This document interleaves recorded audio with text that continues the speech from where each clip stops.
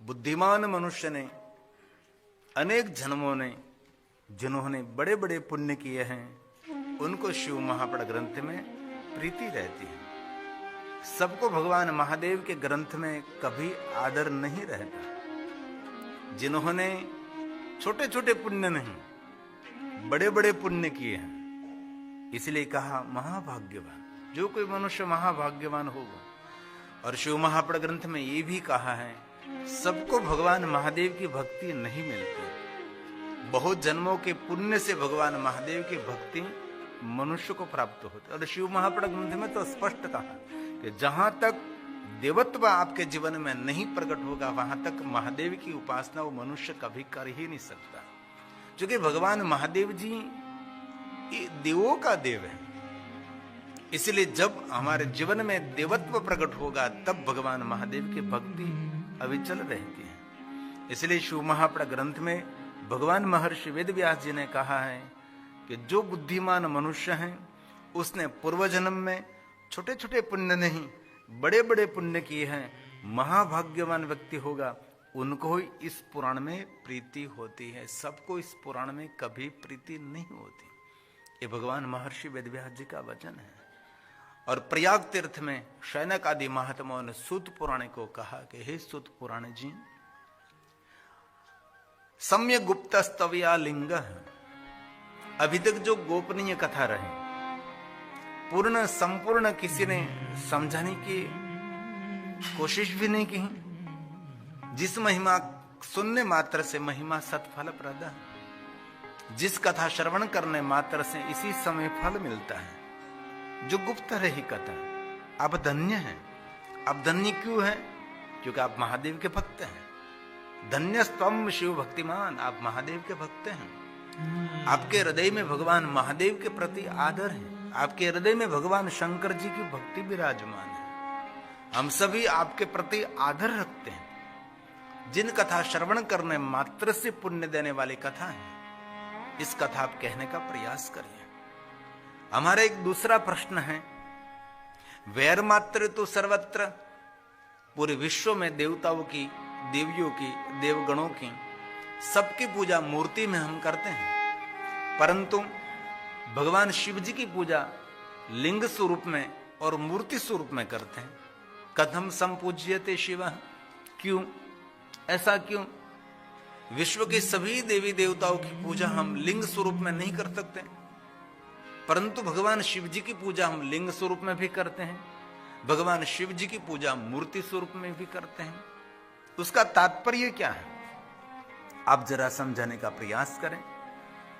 तब सूत पुराण ने कहा, आपने जो मुझे प्रश्न किया है, ये पुण्य देने वाला प्रश्न है। ये प्रश्न जीव मात्र का मंगल और कल्याण करने वाला प्रश्न है।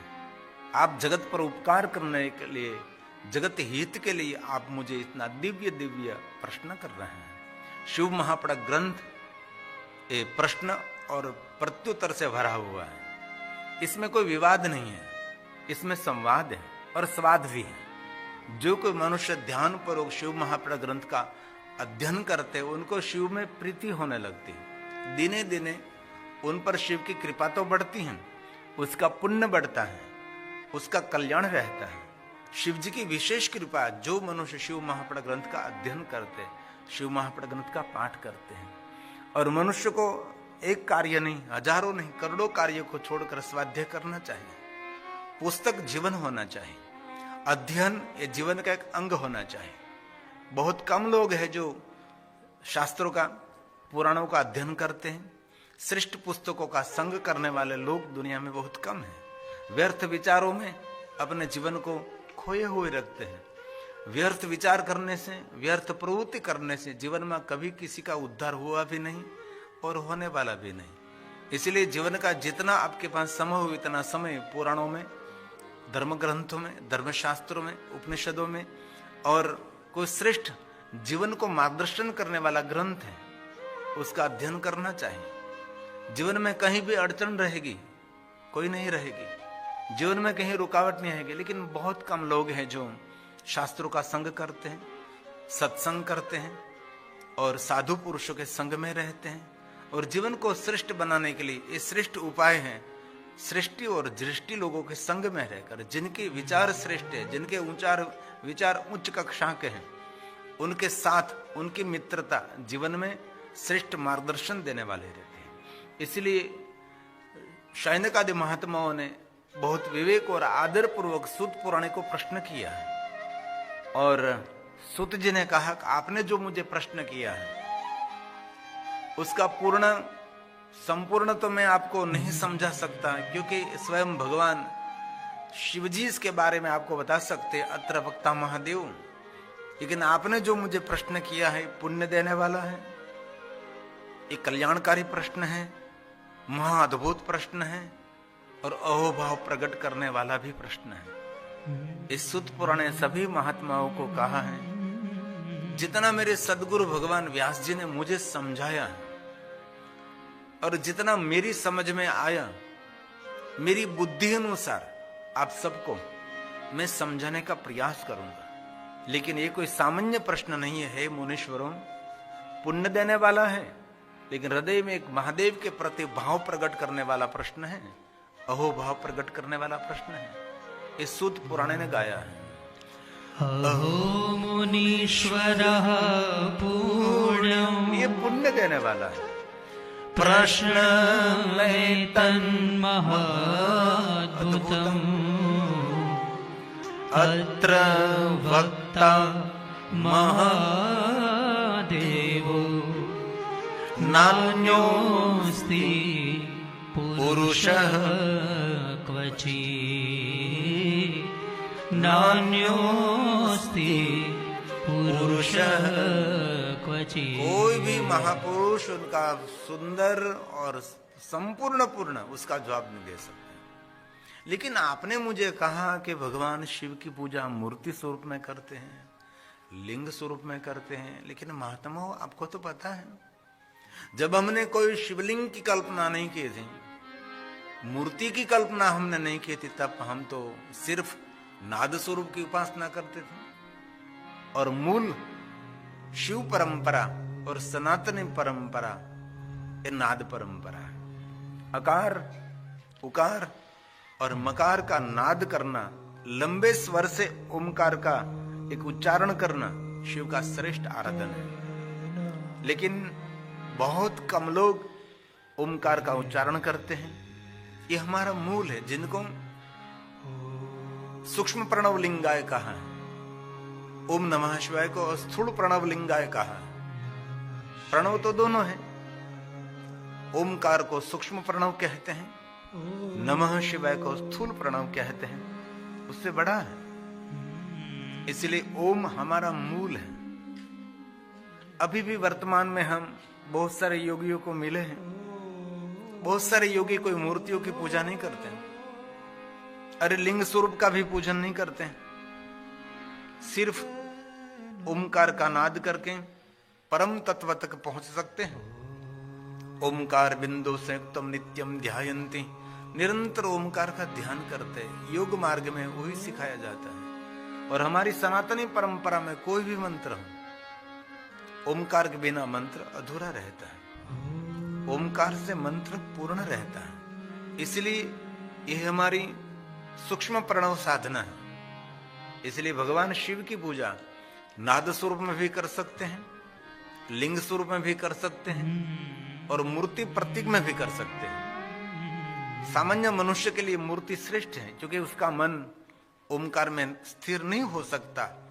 इसलिए वो मूर्ति बनाकर भगवान का श्रृंगार करते हैं, भगवान को सजाते हैं और जैसे मनुष्य के साथ व्यवहार करते हैं, उसको स्नान कराते हैं, उसको तिलक कराते हैं, सुंदर उनको वस्त्र धारण कराते हैं, सुंदर आभूषण भगवान को पहनाते हैं, सुंदर मुकुट भगवान को अर्पण करते हैं, जिनको हम मूर्ति पूजा कहते हैं। सामान्य मनुष्य के लिए मूर्ति पूजा श्रेष्ठ है। लेकिन भगवान विष्णु जी ने सभी देवताओं को कहा कि मूर्ति पूजा करने से वहां नहीं रहना, मूर्ति पूजा करने से धीरे धीरे धीरे आपकी मानसिकता आगे बढ़नी चाहिए। इसलिए जिनकी मानसिकता स्थिर नहीं है, वो व्यक्ति को मूर्ति पूजा जरूर करनी चाहिए। मूर्ति की श्रेष्ठ पूजा निराकार लिंग स्वरूप की पूजा है, और लिंग से आगे ओमकार के नाद स्वरूप की पूजा है। और ये सूक्ष्म प्रणव है, भगवान का वांगमय स्वरूप है, भगवान की शब्द मूर्ति है। इसलिए वांगलिंगाय नमः, अकार लिंगाय नमः, उकार लिंगाय नमः, मकार लिंगाय नमः, ओमकार लिंगाय नमः, सूक्ष्म प्रणव लिंगाय नमः, नाद लिंगाय नमः, ध्वनि लिंगाय नमः। ये ओमकार का मूल हमारी सनातनी परंपरा का यह मंत्र है। इसलिए आदि पूजा, मूल पूजा, पहली पूजा, श्रेष्ठ पूजा, सर्वोपरि पूजा इस दुनिया की कोई जो है तो निराकार लिंग स्वरूप की पूजा है। हमने जब कोई शिवलिंग की कल्पना नहीं की थी, तब मनुष्य मात्र ओमकार का नाद करके परम तत्व को पा सकते थे। धर्म, अर्थ, काम और मोक्ष की कामना की पूर्ति कर सकते हैं। इसलिए कभी भी कहीं भी कोई मूर्ति की व्यवस्था नहीं है, कहीं भी शिवलिंग की व्यवस्था नहीं है, तो जहां है वहां बैठकर लंबे स्वर से, नाभि से उठाकर कंठ से लेकर ओठ तक ओमकार का स्वर, ओमकार का ध्वनि करना भगवान शिव जी का इस श्रेष्ठ आराधन है। इसलिए बहुत मैंने योगियों को भी देखा है कि ओमकार का नाद करके स्वास्थ्य को भी प्राप्त कर सकते हैं। उससे शारीरिक स्थिति, उनसे मानसिक स्थिति भी ठीक रहती है। लेकिन बहुत लोगों को हमने देखा है, नहीं उनके शारीरिक स्थिति ठीक है, नहीं उनकी मानसिक स्थिति ठीक है। और बहुत लोगों की शारीरिक स्थिति ठीक है, लेकिन मानसिक स्थिति उनकी ठीक नहीं रहती। इसलिए मानसिक स्थिति को ठीक रखने के लिए, सही रखने के लिए हर मनुष्य के लिए सुबह में थोड़ा जल्दी उठकर ओमकार का नाद करने से इसमें प्राणायाम भी रहता है, इसमें योग भी बनता है। इसलिए मूल योगी महापुरुषों की परंपरा है। जो हमारा षडक्षर स्तोत्र है, जैसे पंचाक्षर स्तोत्र है, वैसे एक षडक्षर स्तोत्र है। एक 6 अक्षर वाला स्तोत्र है, वो ओमकार से शुरू होता है। ओमकार बिंदु, ओमकार बिंदु संयुक्तम नित्यं ध्यायन्ति योगिनः कामदं मोक्षदं चैव ओमकाराय नमो नमः। ओमकाराय नमो नमः। सूक्ष्म प्रणव को मैं प्रणाम करता हूं। और मानसिक स्वस्थ रहने के लिए जरूर प्राणायाम तो करना ही चाहिए। जहां से खुली हवा, शुद्ध हवा, ऑक्सीजन युक्त, प्राण युक्त जहां से हवा मिलती है, वहां प्राणायाम करना चाहिए। बंद घर में प्राणायाम करने से जितना खुले में आपको लाभ होता है, इतना लाभ बंद घर में कभी नहीं होगा। लंबे समय तक मानसिक स्वस्थ रहना है तो सुबह में भ्रष्टि, कपालभाति, अनुलोम विलोम प्राणायाम करना ही चाहिए। जीवन का एक अंग होना चाहिए। शरीर को सात्विक अन्न की जरूर है, भोजन की जरूर है, शुद्ध जल की जरूर है, लेकिन इससे पहले तो शुद्ध हवा की भी जरूर है। लंबे श्वास लेने से मनुष्य मानसिक और शारीरिक स्वास्थ्य उनको मिलता है। लेकिन हम बैठे तो भी पूर्ण श्वास नहीं लेते, हमारा श्वास बहुत अधूरा चलता है। किसी का भी नाभि तक किसी का श्वास नहीं चलता। पूर्ण श्वास लेना। मैं जब 10वीं कक्षा में पढ़ता था, तब बड़ौदा से हमारे परम पूज्य परम वंदनीय महान चिंतनकार लेखक भी गुणवंत शाह आए थे। उसने शिविर ली थी हमारी। तब कहा था, आपसे कुछ ना हो सके, लेकिन श्वास लेने में सावधानी रखिए। लंबी श्वास लीजिए, पूर्ण श्वास लीजिए। लंबी श्वास हमारी 5 श्वास के बराबर एक श्वास है। एक श्वास आपने लिया तो ये 5 श्वास का काम करते हैं।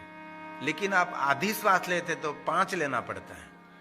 हमारा आयु दिन पर नहीं है, मास पर नहीं है, वर्ष पर नहीं है। हमारा आयु हमारी श्वास पर है। किसी की मृत्यु होगी तो नहीं कहते हम उसके श्वास पूरे हो गए। और 24 घंटे में हम 21,600 श्वास लेते हैं। इनमें से कम भी ले सकते हैं। योगी महापुरुष बहुत कम श्वास लेते हैं और बहुत रिदम में लेते हैं। श्वास की गति उनकी एकदम रिदम में चलती हैं, गति में चलती हैं। इसलिए बहुत बड़ा ये मनोविज्ञान है। और बहुत लोग बोलते हैं उनकी श्वास की गति धीमी चलती है, उसको ऑक्सीजन प्राणवायु कम मिलता है, क्योंकि जब बोलते हैं तब श्वास नहीं ले सकते हैं। इसीलिए बोलने की बहुत थकान लगती है। 10 किलोमीटर चलने से जो थकान लगती है वो 1 घंटे बोलने से लगती है। क्योंकि जब कोई मनुष्य प्रवचन करता है तब उसकी श्वास की गति बहुत धीमी हो जाती है। दोनों साथ में कभी नहीं हो सकता। और 2 शब्दों के बीच थोड़ी जगह रहते हैं, इसमें वो श्वास ले सकता है। जब बोल रहा है तभी कभी वो श्वास नहीं ले सकता। इसीलिए आप सुबह में उठकर आपके आरोग्य के लिए प्राणायाम जरूर करें। और इस शिव महापुराण ग्रंथ में उपमन्यु ऋषि ने भगवान कृष्ण को समझाया था, कृष्ण जी मैं आपको बहुत सारे मंत्र दे रहा हूं, लेकिन मंत्रों का लाभ तो प्राणायाम से ही मिलेगा ना आपको। जो किसी ने प्राणायाम नहीं किया और मंत्र जाप का प्रारंभ कर दिया उसको अगर्भा मंत्र कहते हैं, जिनका कोई फल नहीं है। और हे द्वारकाधीश कृष्ण, प्राणायाम करके मंत्र जाप किया तो समझो ये मंत्र सगर्भा है, ये मंत्र कामना की पूर्ति करते हैं। इसलिए आप पूजा करें, अर्चन करें, कुछ स्तोत्र का पाठ करें, अष्टक बोले, उससे पहले थोड़ा सा प्राणायाम करना चाहिए। शिव महापुराण ग्रंथ में तो 40 के लिए कहा, 40 का अंक रखना चाहिए। और ये ना हो सके तो कम से कम 10 तो करे ही। अंत में तो कहा 3 तो करना ही चाहिए। कोई भी विद्वान ब्राह्मण आपको पूजा कराते इसी समय पहले तो प्राणायाम की प्रक्रिया चलती है कि प्राणायाम करें। लेकिन आजकल बहुत सारा प्रचार प्रसार हो रहा है तो भी आलसी लोग नहीं करते। ये करना चाहिए आपके स्वास्थ्य के लिए। अब स्वास्थ्य के लिए जो गंभीर नहीं है तो आपका जीवन ही जीवन नहीं है। इसीलिए थोड़ा सा समय अपने स्वास्थ्य के लिए देना चाहिए, लेकिन नहीं दे रहे हैं। रील्स जोने में तो बहुत समय निकल जाता है। इसीलिए थोड़ा देखने का कम करें, अपने स्वास्थ्य पर ध्यान दीजिए। तो शिव महापुराण ग्रंथ में उनके बारे में बहुत सुंदर सुंदर बातें बताई। तो कभी आप ट्रेन में, प्लेन में सफर कर रहे हैं, स्नान करने की कोई व्यवस्था, कोई सुविधा नहीं है, तो आप जहां बैठे वहां ओम का उच्चारण करके शिव का आप आराधन कर सकते हैं। और कभी भी कर सकते हैं। इसमें स्नान करके करे तो ठीक रहता है, स्नान नहीं किया है तो भी ओमकार का ध्वनि कभी निष्फल नहीं होता। इसलिए ये पहली उपासना भगवान शिव जी के हैं। दूसरी उपासना भगवान शिव जी के निराकार लिंग स्वरूप की है। और तीसरी उपासना भगवान शिव जी की मूर्ति स्वरूप की है। मूर्ति एक की पूजा है, शिवलिंग अनेक की पूजा है। क्यों अनेक की पूजा है? क्योंकि शिवलिंग समग्र भूमंडल का प्रतीक है। इसलिए शिव महापुराण ग्रंथ में कहा, लिंग प्राधान्यता स्थाप्यम तथा बैरम तो गौणकम। बैर का अर्थ है मूर्ति, वो गौण है, वो सामान्य है।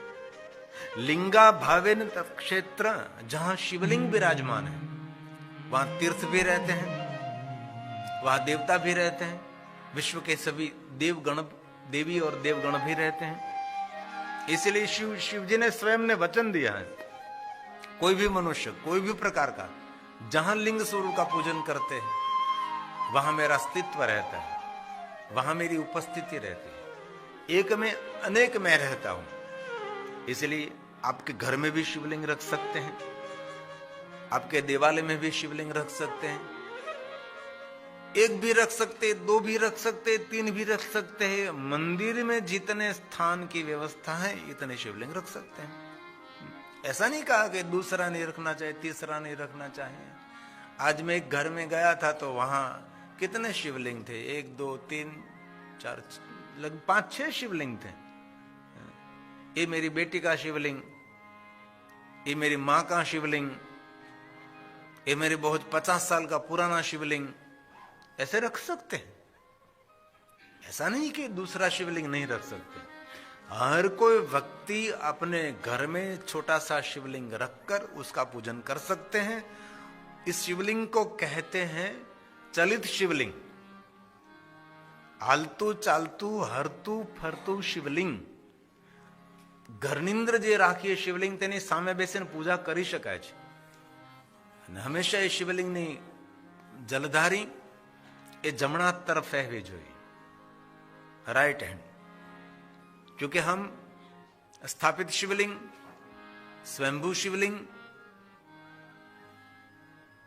के ज्योतिर्लिंग उनके सामने जब रहते तब उसके जलधारे हमेशा जमणे हाथ तरफ रहती है, सामने खड़े रहते तब. और वास्तव में हर शिवलिंग की जलधारी उत्तर दिशा की तरफ बहती है. लेकिन ये उपलिंग और ज्योतिर्लिंग के लिए नहीं कहा है.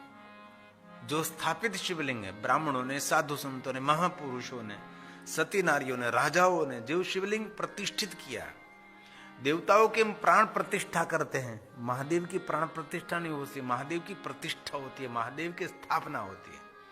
क्योंकि शिव जगत का प्राण है, इसलिए इनमें कोई प्राण देने की व्यवस्था नहीं, क्योंकि ये जगत का प्राण है. हमारे में प्राण है तो हमारा शरीर बोल सकता है, काम कर सकता है. इस शरीर में प्राण नहीं है तो कुछ भी नहीं है. इसलिए शिव विश्व का प्राण है, पूरे ब्रह्मांड का प्राण शिव है. तो निराकार प्रतीक में हम भगवान महादेव के निराकार लिंग स्वरूप का पूजन करते हैं. कभी आपको कोई पूछे कि शिवलिंग क्या है तो आप उसको उत्तर दे सकते हैं, आकाशम लिंग मित्या हूं. शिवलिंग ये आकाश का प्रतीक है. दुनिया में कोई भी व्यक्ति को पूछो आपको आकाश कैसा दिखाई देता है, आकाश एक लिंग स्वरूप दिखाई देता है. आकाश किसी को लंबा छोड़ा ऐसा कुछ भी नहीं दिखाई देता. किसी व्यक्ति को भी पूछो, आकाश एक लिंग स्वरूप है. इसीलिए ये आकाश के प्रतीक स्वरूप हम शिवलिंग की पूजा करते हैं. और जो कुछ दुनिया में है, सभी तीर्थ, ग्रह, नक्षत्र, हमारे पूर्वज, हमारे पितृ, विश्व के सभी देवी देवता शिवलिंग के अंदर ही हैं, जो कि आकाश के अंदर है. हमारे जितने पूर्वज हैं सभी इसमें हैं. हमारे पूर्वज किसको कहते हैं? जो इस दुनिया को छोड़कर, शरीर को छोड़कर इस भूमंडल में चले गए. और कितना भगवान का एक रहस्य भरा हुआ है. एक बार इस शरीर में से प्राण चला जाता है, हम उसको देख ही नहीं सकते, सिर्फ उनको याद करते हैं. कितना ही प्रयास करो, कितना ही प्रयास करो, कोई विज्ञान ने, कोई ज्ञान ने कहीं संशोधन नहीं हुआ कि उसको आप देख सकोगे. ये जगत का और विश्व का सबसे बड़ा रहस्य है. एक बार इस शरीर में से प्राण निकल गया, इस प्राण को कभी आप देख नहीं सकते. पंचभूत में वो मिल गया. जहां तक शरीर में था वहां तक सूक्ष्म था, शरीर से बाहर निकल गया, वो विराट हो गया. इसलिए हम कहते हैं पंचभूत में से बाहर निकल पंचभूतों के साथ मिल गया. ये शरीर भी पंचभूत से बना है. इस पंचभूत में से बाहर निकल पूरे विश्व में वो फैल गया है. ये कितना बड़ा रहस्य है, कभी हमने उसके बारे में तो सोचा ही नहीं. इसलिए जो कुछ है सब कुछ अंतरिक्ष में है, आकाश में है. इसलिए हमारे ऋषि मुनियों ने आकाश की प्रतीक स्वरूप शिवलिंग की पूजा का प्रारंभ किया है. ये विराटता है और ये विशालता भी है. इसलिए शिवलिंग पूजा कोई सामान्य पूजा नहीं है. और शिवलिंग की पूजा प्रथम करनार कोई जो है तो कोई ऋषि नहीं है, कोई मनुष्य भी नहीं है, अन्य कोई देवता भी नहीं है. शिवलिंग की पहली पूजा, प्रथम पूजा जिन्होंने की है वो विश्व के दो देवता है. ये स्वयं ब्रह्मा जी और दूसरे श्री हरि. इस दोनों ने मिलकर निराकार लिंग स्वरूप की पूजा का प्रारंभ किया है. इसलिए आपको कोई पूछे कि शिवलिंग की पूजा किसने प्रारंभ की, था आप गौरव से कह सकते हैं जगत सृष्टि करने वाले ब्रह्मा ने प्रारंभ किया. जगत का पोषण करने वाले स्वयं श्री हरि ने प्रारंभ किया. उसका प्रत्युत्तर कहां है? शिव महापड़ ग्रंथ में तो श्लोकात्मय है ही, लेकिन उसका सीधा सरल प्रमाण देना चाहते हैं तो उसका प्रमाण एक ही है, लिंगाष्टक. और महादेव के भक्तों के लिए लिंगाष्टक सर्वलिंगों की वंदना है. जितने धरती पर शिवलिंग है सभी शिवलिंगों की वंदना वो लिंगाष्टक है. इसलिए बहुत सारे शिव भक्त लिंगाष्टक मुखपाठ बोलते, कंठस्थ बोलते हैं. और कभी आपको अवसर मिले तो सुबह में लिंगाष्टक का पाठ करें. और सुबह में समय नहीं है तो शाम के समय भगवान के आगे दीप प्रज्वलित करके लिंगाष्टक का पाठ करें। सभी लिंगों की वंदना है, सभी शिवलिंगों का अर्चन है, और कहूं तो ये सभी शिवलिंगों की वांगमय पूजा है और मानसिक पूजा है, ये मानसिक आराधन है। इसलिए मैं आशा रखता हूं बहुत सारे भाइयों बहनों वडिलों को ये लिंगाष्टक मुखपाठ है और कंठस्थ भी है। इसलिए हम लिंगाष्टक की एक पंक्ति बोलेंगे, और जो ये शिवलिंग पूजा का प्रारंभ का प्रतीक है और आदि जगतगुरु शंकराचार्य महाराज की रचना है। ब्रह्मा मुरारी सुरार्चित लिंगं निर्मल भाषित शोभित लिंगं जन्मज दुःख विनाशन लिंगं तत्प्रणमामि सदा शिवलिंगं तत्प्रणमामि सदा शिवलिंगं। मैं देख रहा हूं कभी कभी बहुत भाई बहनों को नींद आ रही है। सो जाइए। कथा में नींद आना मतलब नींद नहीं है, वो आपकी समाधि है, निंद्रा समाधि स्थिति।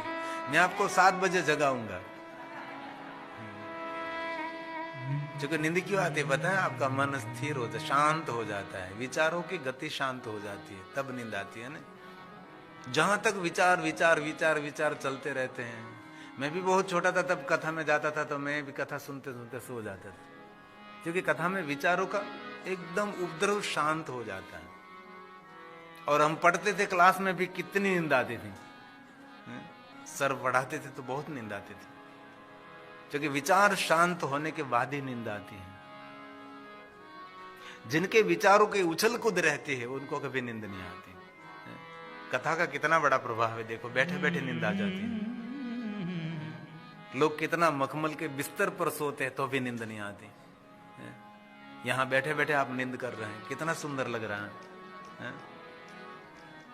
कथा में ऐसे श्रोता बहुत मुझे मिले हैं और मैं बहुत प्रसन्न रहता हूं उनको देखकर कि कम से कम उसकी माँ उसके लिए गुजराती में का तो हालड़ा गाते हुए, तुम तो नींद रहा तो सोई जाओ, शांति थी। लिंगाष्टक में कहा है कि निर्मल भाव से शिव का पूजन किया है, और बहुत दिल से कहता, पुष्प चढ़ाने वाले तो दुनिया में बहुत आपको मिलेंगे, बिल्वपत्र चढ़ाने वाले दुनिया में बहुत आपको मिलेंगे, जल चढ़ाने वाले, दूध चढ़ाने वाले, घी चढ़ाने वाले, पंचामृत चढ़ाने वाले, लेकिन सही शिव जी की पूजा है निर्मल भाव, लेकिन बहुत कम मिलता। करोड़ों में से कोई एक मिलेगा, लाखों में से नहीं, करोड़ों में से एक मिलेगा जिनका भाव संपूर्ण निर्मल है, मन में एक भी मल नहीं है। और शिव महापड़ा ग्रंथ में तो कहा है, उपमन्यु ने कृष्ण जी को कहा है कि महादेव जी जो कहते हैं वो परम सत्य है, सत्य नहीं परम सत्य, सत्यम परम धीमहि। इसलिए शिव जी जो बोलते हैं वो सत्य क्यों है? क्योंकि भगवान स्वयं शिव मल रहित हैं। शिव जी का पूरा जीवन हम देखें तो भगवान शिव जी कहीं जगह पर एक थोड़ा सा भी दूषित नहीं है, ये शिव है। दूर दूर तक देखे तो भी शिव जी में एक भी दुर्गुण नहीं है, सभी गुणों का स्थान भगवान स्वयं शिव है। इसलिए जीवन जीने की श्रेष्ठ कोई प्रेरणा है तो शिव ही है। शिव जैसा कौन हो सकता है? दुनिया में भगवान शिव जैसा कोई नहीं हो सकता। ये तो दुनिया ने महादेव के लिए भली बुरी बात करके शिव जी को शिव परंपरा में थोड़ा विक्षेप कर दिया था। शिव गांजा धुतुरा पीने वाला, कहीं नहीं कहा शिव जी गांजा धुतुरा। शिव जी क्रोध करते, शिव जी का तीसरा नेत्र खोलते, सबको जलाकर भस्म कर देते हैं। ऐसा क्यों बोलते हैं? ऐसा नहीं कहते कि सभी देवता 2 नेत्रों से कृपा करते हैं, मेरा महादेव 3 नेत्रों से कृपा करते हैं, ऐसा क्यों नहीं बोलते आप? लेकिन ऐसा किसी ने नहीं कहा, बस शिव जी तीसरा नेत्र खोलते हैं तो जलाकर भस्म कर देते, ऐसा कुछ भी नहीं। कामदेव को तीसरे नेत्र को खोलकर जलाकर भस्म तो किया, लेकिन उसको अमरत्व प्राप्त हुआ। अनंग रहे सबके मन में काम, और काम का कभी नाश नहीं हुआ। हर व्यक्ति के जीवन में कामना रहती है, देवताओं के मन में भी कामना रहती है। कामना रहित एक देवता है कामनाथ महादेव, कामेश्वर महादेव, जिन्होंने कामना को पूर्ण विराम कर दिया। इसलिए भगवान शिव एक ऐसे देवता है कि जिनमें निर्मल भाव है। इसलिए शिव जी को पुष्प प्रिय है, पत्र प्रिय है, ये सब कुछ शिव महापुराण ग्रंथ में कहा है। लेकिन अंत में तो ब्रह्मा ने कह दिया नारद जी को, नारद भगवान शिव जी को निर्मल भाव प्रिय है, और जीवन जीने का आनंद इनमें मिलेगा जिनका भाव निर्मल है। मन में मलिनता जिनमें रहती है, जीवन में बहुत सफल नहीं हो सकता, कभी नहीं। मलिन लोग लोकप्रियता को कभी प्राप्त नहीं कर सकेगा। शिवजीत ने श्रेष्ठ क्यों है? सोना चांदी हीरे मोती जवेरियात से नहीं, राजमहल से नहीं, सोना चांदी हीरे मोती से, मुकुट से नहीं। भगवान शिवजी देवताओं में पूज्य इसीलिए हैं कि भगवान शिवजी स्वयं निर्मल है। इसीलिए लिंगाष्टक में कहा, निर्मल भाव से ब्रह्मा और विष्णु ने शिव का अर्चन किया। और जो कोई निर्मल भाव से भगवान शिव जी का अर्चन करेंगे, वो मनुष्य अपने जन्म के दुखों में से मुक्त रहेंगे। ये लिंगाष्टक का वचन है।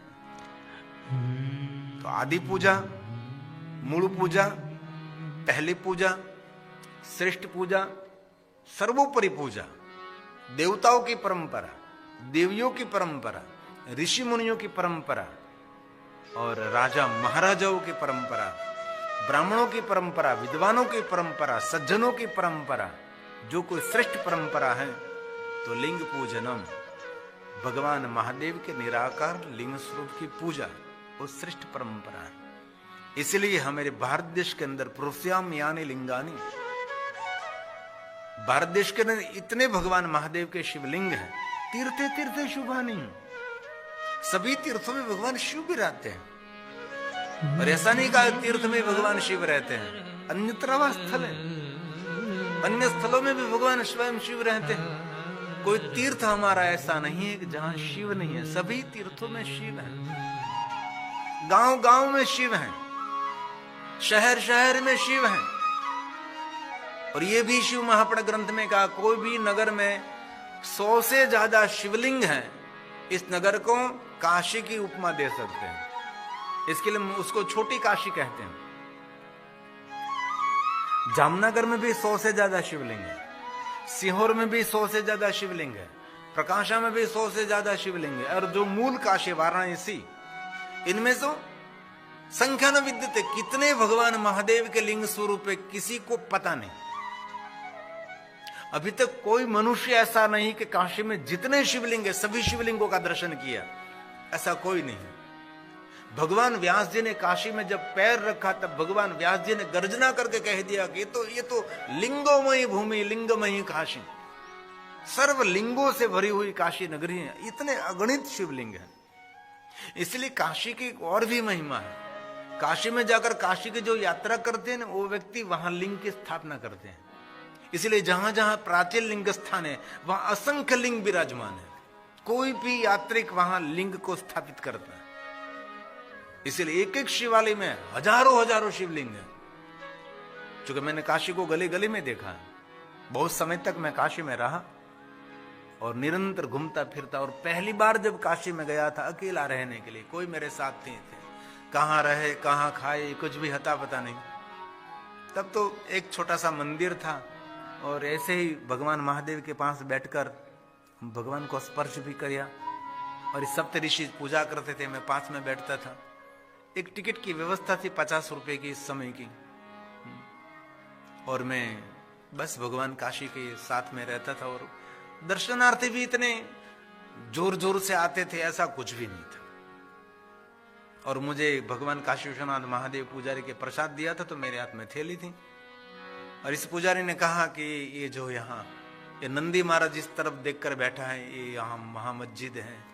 तो मैं वहां देखने के लिए गया, नंदी महाराज के पास खड़ा, और मैं देख रहा था कि हमारा मूल ये शिवालय यहाँ था, अब यहाँ अहिल्याबाई ने स्थापित किया है।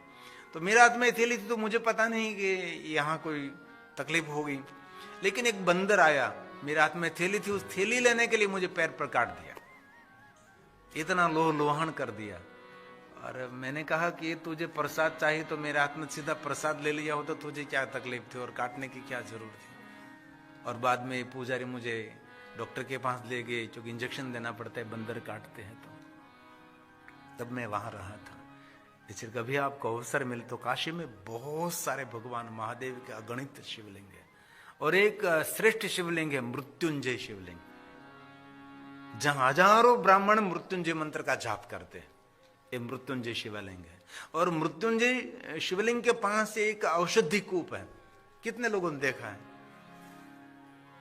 कितने लोगों ने देखा है? औषधि कूप, जहां का जल ब्राह्मण से भी लड़के इसमें से निकालकर एक एक गिलास सबको पिलाते हैं जो जो जाते हैं। ये मृत्युंजय महादेव। किस लोगों ने दर्शन किया मृत्युंजय महादेव का?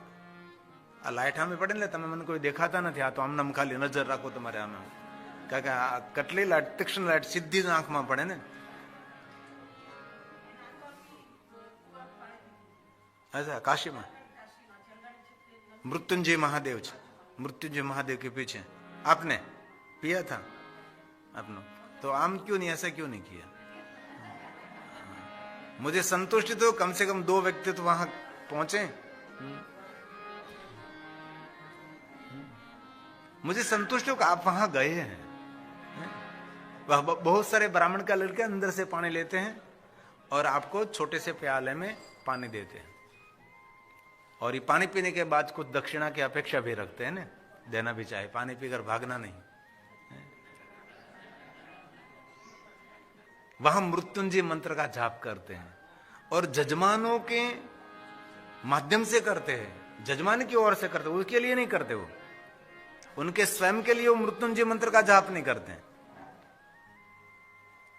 जजमानों की ओर से करते हैं। कम कहते हैं हमारे 10,000 मृत्युंजय मंत्र का जाप करना है, तो उसके बदले में उसको भेंट पूजा देनी पड़ती है, दक्षिणा देनी पड़ती है, दक्षिणा के बदले में वो करते हैं मंत्र जाप। इसीलिए आपका भी मंत्र जाप करना वहां एक व्यवस्था है। अब तो ऑनलाइन शुरू हो गया, आप कितने मंत्र जाप करना चाहते हैं तो उसके साथ थोड़ी सी बात कर लेनी चाहिए, और वहां आपकी तरफ से वो हम मृत्युंजय मंत्र का जाप करते, संकल्प करके आपका नाम, आपके माता पिता का नाम, आपके गोत्र का नाम, जाति का नाम, सब कुछ, आपके ऋषि का नाम, सब कुछ, गुरुदेव का नाम बोलकर आपको ये पुण्य समर्पित करते। ऐसी व्यवस्था मृत्युंजय महादेव में। भगवान शिव जी मृत्यु पर विजय देने वाला देव है। ओम मृत्युंजय महादेव त्राहि माम शरणागतम।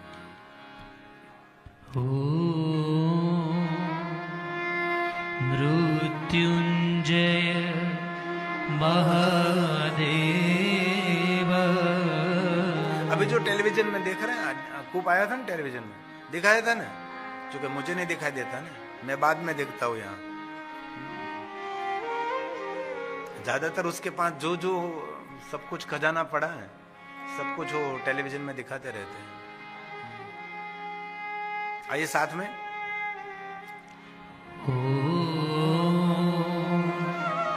मृत्युंजय महादेव त्राहि मां शरणागतम्।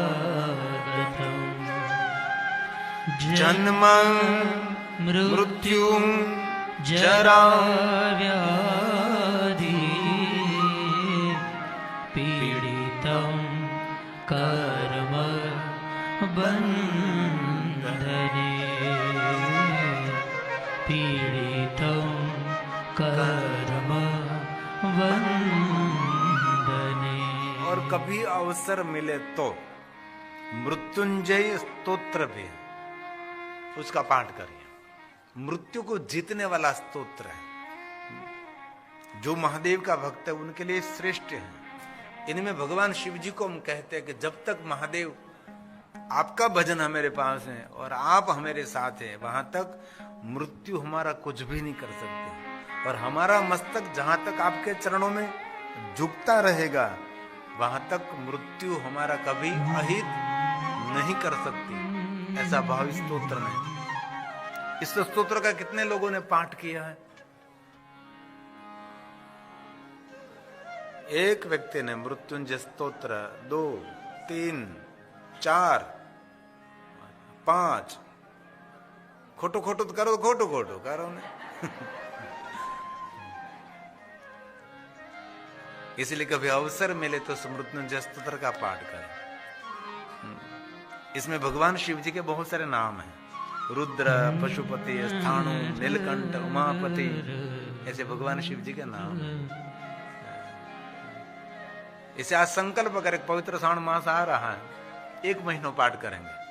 इससे मृत्यु का भय युवावस्था में कम रहता है, लेकिन मृत्यु का भय कब रहता है?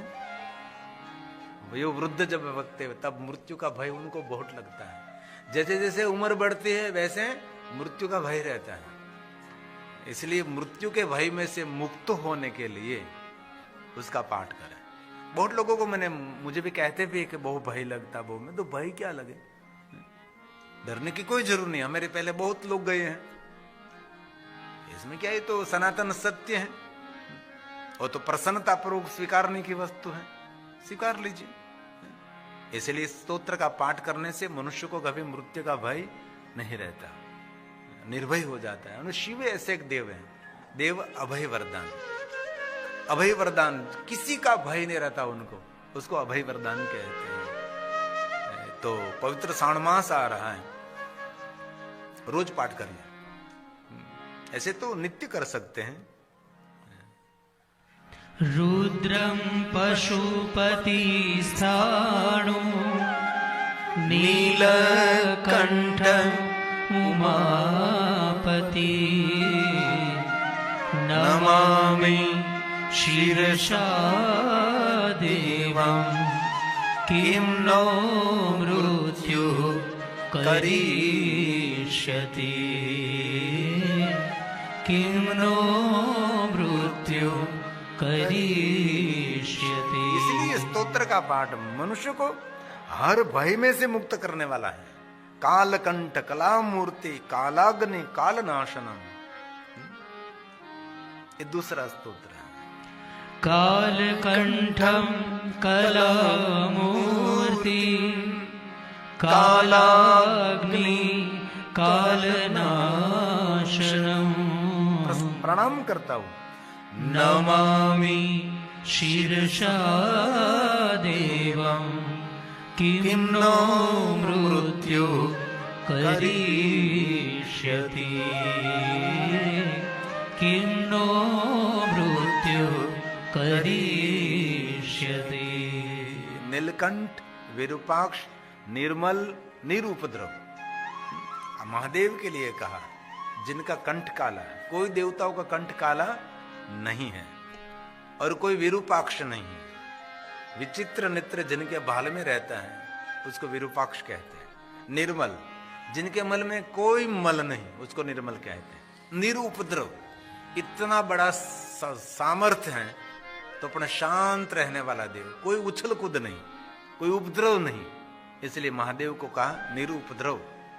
ऐसे भगवान गुणों से भरे हुए शिव मैं प्रणाम करता हूं।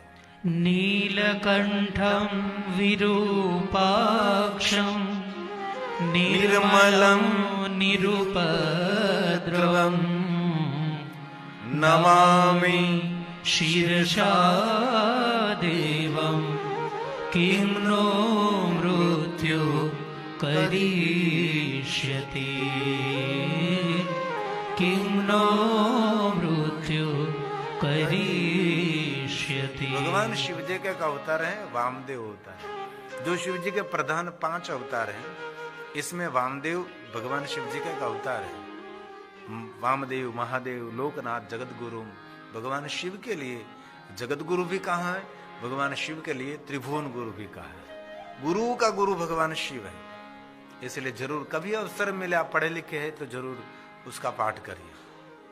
बहुत कल्याणकारी है।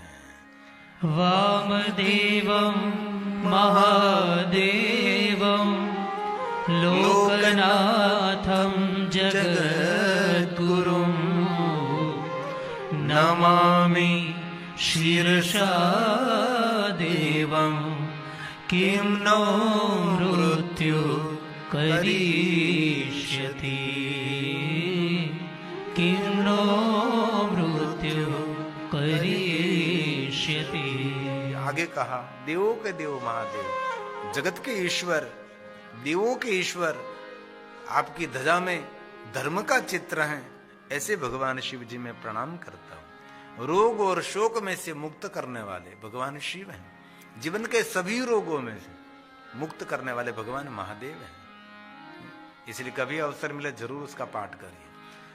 देवं देवं जगन्नाथं देवेशं वृषभध्वजं नमामि शीर्षा देवं किं नो मृत्यु करिष्यति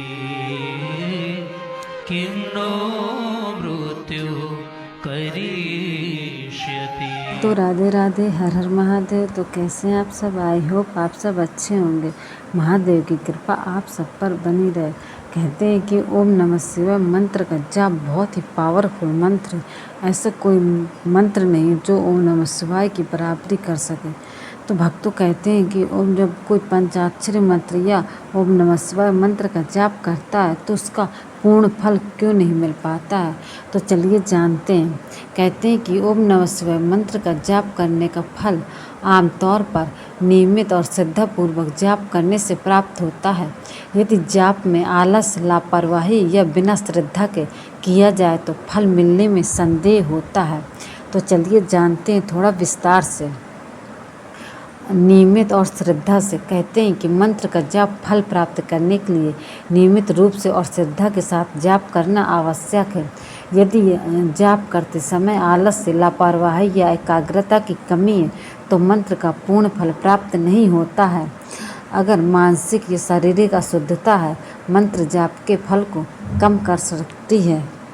कुछ मान्यताओं के अनुसार बिना गुरु के मंत्र का जाप करने से पूर्ण फल नहीं मिलता है। खासकर मूल मंत्रों के मामले में कुछ धार्मिक मान्यताओं में महिलाओं को ओम नमः शिवाय मंत्र के जाप का कुछ नियमों का पालन करने की सलाह दी जाती है, जैसे कि ओम नमः शिवाय मंत्र का जाप करना या पंचाक्षर में षडाक्षर तक हो जाता है। तो षडाक्षर मंत्र का जाप महिलाएं नहीं कर सकती। सिर्फ नमः शिवाय मंत्र का जाप महिलाओं को करना चाहिए, जो कि पंचाक्षर मंत्र होता है।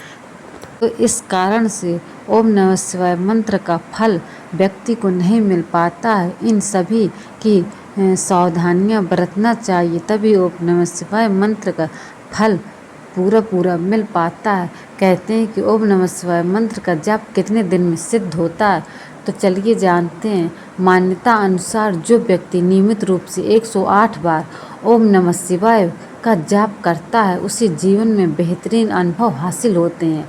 लगातार 27 दिन तक जो व्यक्ति रोजाना एक माला ओम नमः शिवाय का जाप करता है उसे तीर्थ दर्शन या ज्योतिर्लिंग दर्शन के अनुरूप फल की प्राप्त होती है। तो भक्तों, आपने जाना कि ओम नमः शिवाय मंत्र का जाप कितना पावरफुल मंत्र है, जिसको जपने से व्यक्ति की सभी मनोकामनाएं को पूर्ति होती है। तो भक्तों, कैसी लगी आपको आज की ये कथा? कमेंट बॉक्स में ज़रूर बताएं। और ऐसी कथाएं सुनने के लिए हमारे चैनल डिस्कवरी ऑफ धर्मा को सब्सक्राइब जरूर कीजिएगा। मिलते हैं एक अगली नई कथा के साथ। राधे राधे, हर हर महादेव।